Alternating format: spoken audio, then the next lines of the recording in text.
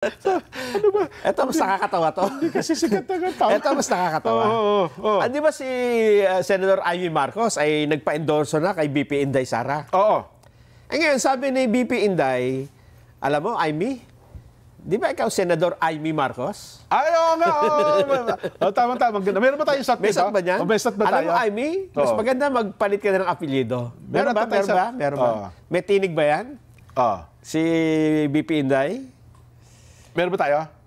Yung ano, para may pakita sa telebisyon. Kasi kung ako magsasalita, hindi... Ito ata, Nelson, ay nangyari doon sa isang campaign rally sa Maynila. Oo. Naging guest itong si BP Inday. At nandun din si Senadora Amy Marcos. Ayun. Kasi ang sabi niya, wag iboto ang kandidatong inendorso ng Pangulong Bongbong. Si BP Inday ang ine-endorso, Amy Marcos din ang apelyido. Yun na nga. Kaya ito yung sinabi niya sa audience. BP, ano ba dapat gawin ni Senator Amy? Ma'am, ang advice ko lang talaga sa iyo sa panahon na ito at sa darating na mga araw ay magpalit ka na po ng apelyido, ma'am.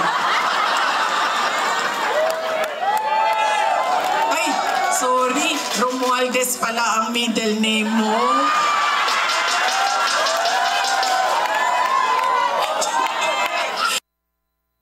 Yun. Hindi kasi di ba pag papapalit ka ng apelyido, most likely ang gagamitin mo, hindi? Yung sa nanay ko na lang.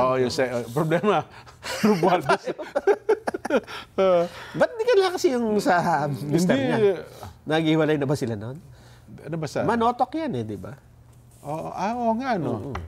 Hindi, wala Hindi kasi kung political talaga, Marcos talaga ang gagamitin mo. Kasi mayroon ng...